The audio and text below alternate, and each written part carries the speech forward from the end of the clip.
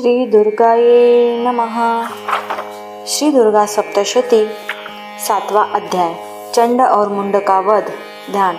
मैं मातंडी देवी का ध्यान करती हूँ। वे रत्नमय सिंहासन पर बैठकर पढ़ते हुए तोते का मधुर शब्द सुन रही है। उसके शरीर का वर्ण श्याम है।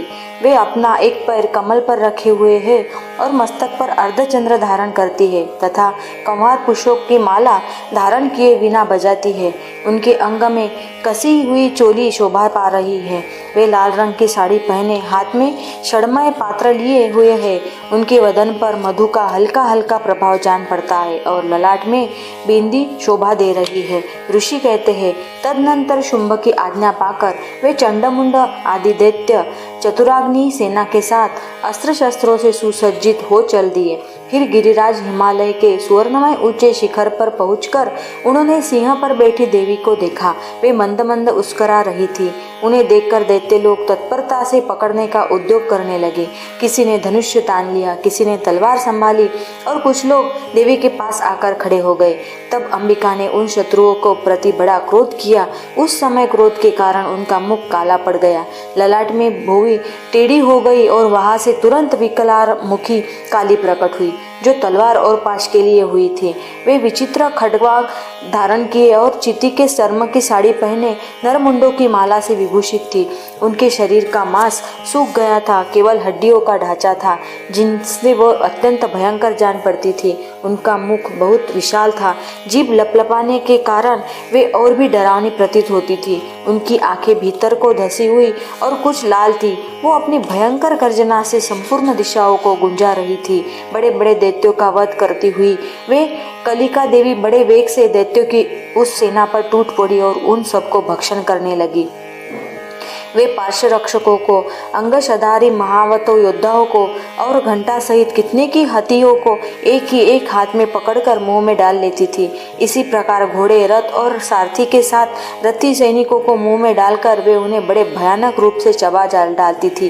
किसी के बाल पकड़ लेती, किसी का गला दबा देती, किसी को पैरों से कुचल डालती और किसी को छाती से धक्के से गिराकर मार डालती थी। वे असुरों को छोड़े हुए बड़े बड़े अस्त्र शस्त्र मुंह से पकड़ लेती और रोष में भरकर उनको दांतों से पीस डालती थी। काली ने बलवान एवं दुरात्मा दैत्यों को वह सारी सेना रोन डाली, खा डाली और कितनों को मार भगाया। कोई तलवार के घाट उतारे गए और कोई खड्भाग से पीटे गए और कितने की असुर दांतों को अग्रभाग से कुचले जाकर मृत्यु को प्राप्त हुए। इस प्रकार देवी के असुरों की उस सारी सेना को क्षण भर में मार गिराया। यह देख चंड और उन अत्यंत भयानक काली देवी की ओर दौड़ा तथा महादैत्य मुंड ने भी अत्यंत भयंकर बाणों की वर्षा से तथा हजारों बार चलाए हुए चक्रों से उन भयानक नेत्रों वाली देवी को आच्छादित कर दिया। वे उनके चक्र देवी के मुख में समाते हुए ऐसे जान पड़े मानो सूर्य के बहु तेरे मंडल बादल के उदर में प्रवेश कर रहे हो। तब भयंकर गर्जना करने वाली काली ने अत्यंत रोष में भरकर विकट अट्टहास किया। उस समय उसके विकराल वदन के भीतर कठिनता से जैसे जा सकने वाले दांतों की प्रभा से वे अत्यंत उज्जवल दिखाई देती थी।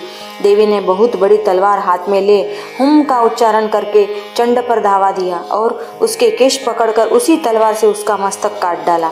चंड को मार गया देखकर मुंडक भी देवी की ओर दौड़ा। तब देवी ने रोष में भरकर उसे भी तलवार से घायल करके धरती पर सुला दिया। महापराक्रमी चंड और मुंड को मारा गया देख मरने से बची हुई बाकी सेना भय से व्याकुल हो चारों ओर भाग गई। तदनंतर काली ने चंड और मुंड का मस्तक हाथ में ले चंडिका के पास जाकर प्रचंड अट्टहास करते हुए कहा, देवी, मैंने चंड और मुंड नामक इन 2 महापशुओं को तुम्हें भेंट किया है। अब युद्ध में तब शुंभ और निशुंभ का स्वयं ही वध करना। ऋषि कहते हैं, वहां लाए उन चंडमुंड नामक महादैत्यों को देखकर कल्याणमय चंडी ने काली के मधुर वाणी से कहा, देवी, तुम चंड और मुंड को लेकर मेरे पास आई हो, इसलिए संसार में चामुंडा के नाम से तुम्हारी ख्याति होगी। इस प्रकार श्री मार्कंडेय पुराण में सावर्णिक मनवंतर की कथा के अंतर्गत देवी महात्म्य में चंडमुंड वध नामक 7वां अध्याय पूरा हुआ।